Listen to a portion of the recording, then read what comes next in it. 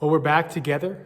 We've been looking this month at some Christmas songs that we sing that really do have a profound theological message concerning Christmas.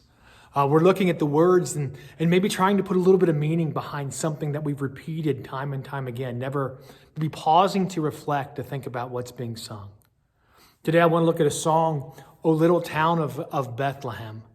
There's some ideas in this song that are profound. Little Town of Bethlehem.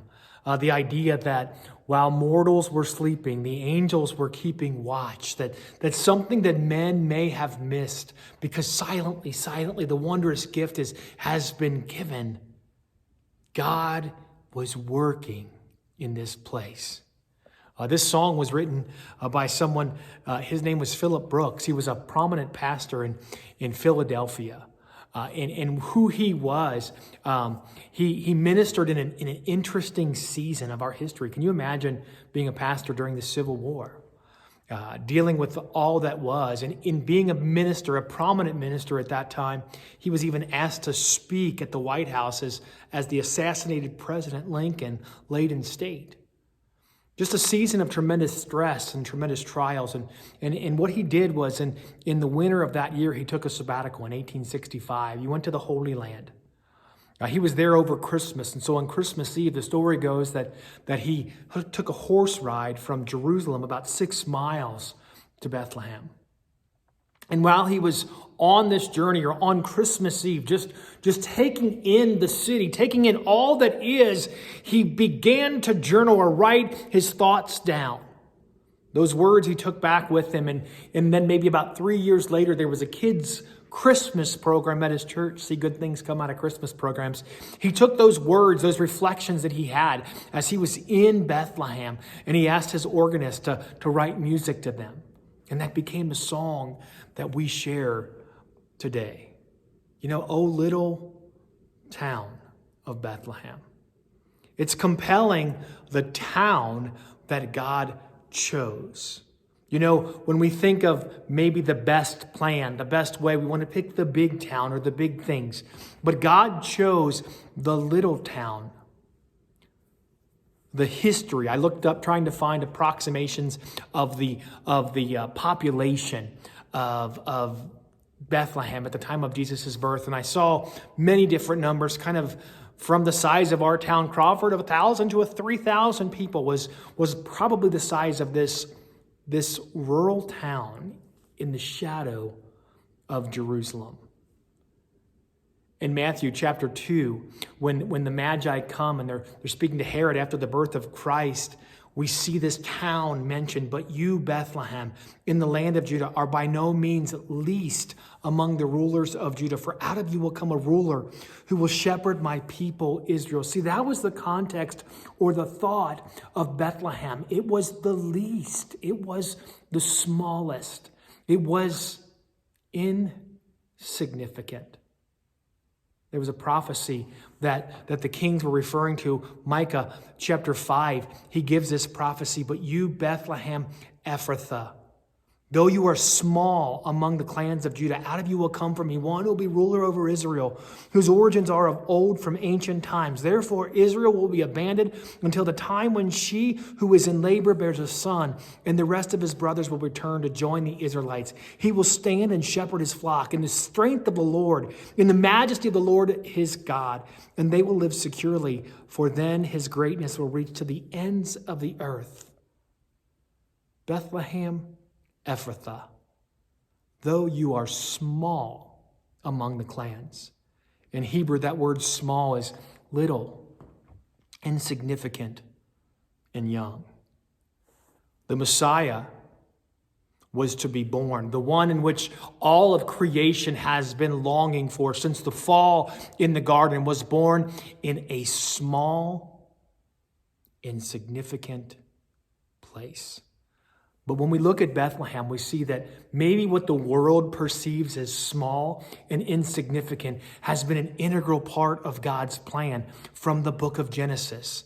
In Genesis chapter 35, when Rachel dies, she's on her way. She's dying in childbirth, having her son Benjamin. They're on the way to Bethlehem. Bethlehem was a place of sorrow in Genesis 35.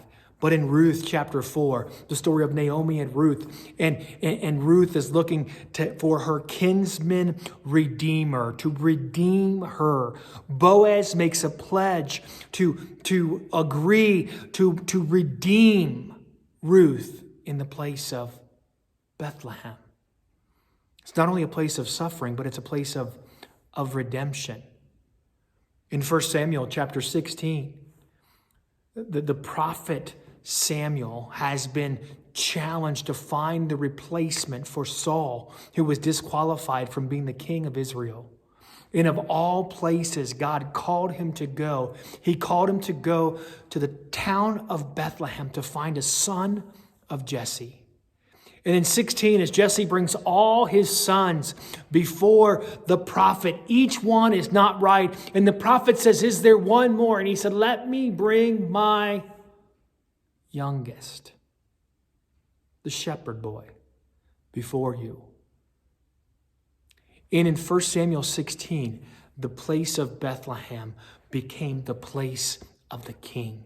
King David, it was where he was born. It was where he was from. God's perfect plan being accomplished in an insignificant place.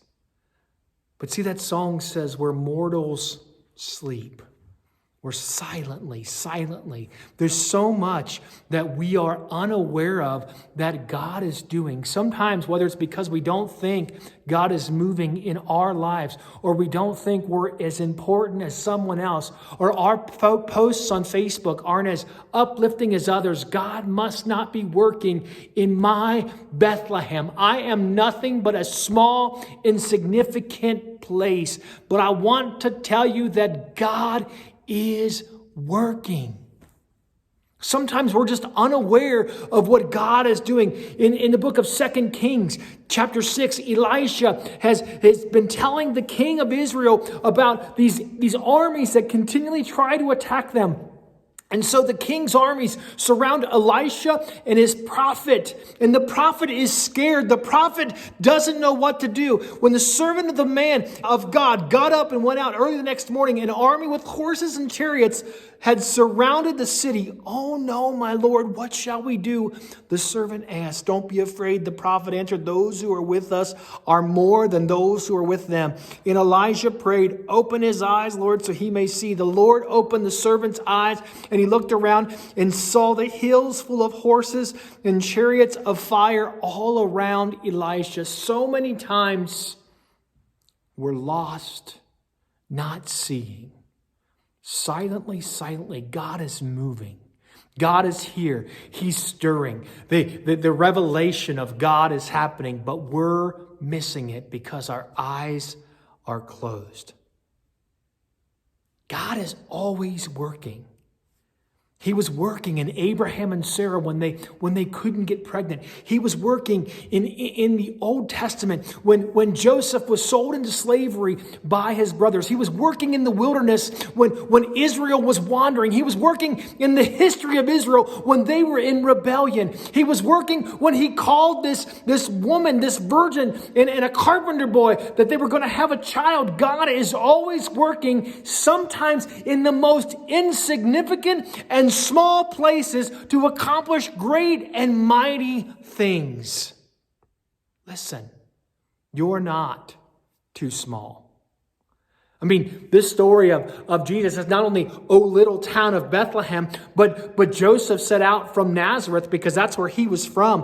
When Philip was calling Nathan, or they were being called as disciples in John chapter 1, the response that Nathanael gave, he said, "We have found the one Moses wrote about in the law and about whom the prophets also wrote, Jesus of Nazareth, the son of Joseph." Nazareth? Can anything good come from there? Nathanael asked. Come and see. Not only was he from a little place, he was from a place that was tainted like Nazareth. But God is working. Listen to what the prophet Zechariah said in chapter 4. Who dares despise the day of the small things? Since the 7 eyes of the Lord that reigns throughout the earth will rejoice when they see the chosen capstone in the hand of Zerubbabel. In 1 Corinthians chapter 1, it says, instead, God chose the things of the world considers foolish in order to shame those who think they are wise. And he chose things that are powerless to shame those who are powerful. God chose things despised by the world, things counted as nothing at all, and used them to bring to nothing what the world considers important. God, he is working. You know, you might feel like the people that Zechariah spoke to, that it's just all these small things. Who dares despise the small things? You might be listening to the world when they say nothing good can come from there. Nothing good can come from you. You might be listening to the story the world says when it says you are too small or insignificant. But I want to tell you that God is coming. That God is being revealed and he wants to do incredible, remarkable things, even in you. Listen to that last stanza. My prayer today, hopefully it can be your prayer as well. O holy child of Bethlehem, descend to us, we pray. Cast out our sin and enter in. Be born in us today.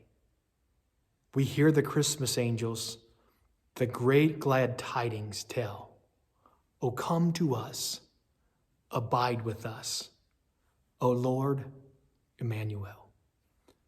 You may feel like a Bethlehem, but God has great things. The Lord bless you and keep you. May he make his face shine upon you, be gracious to you, may turn his face toward you and grant you his peace. And may you let God do the impossible through the small, through the young, through the insignificant. Be blessed.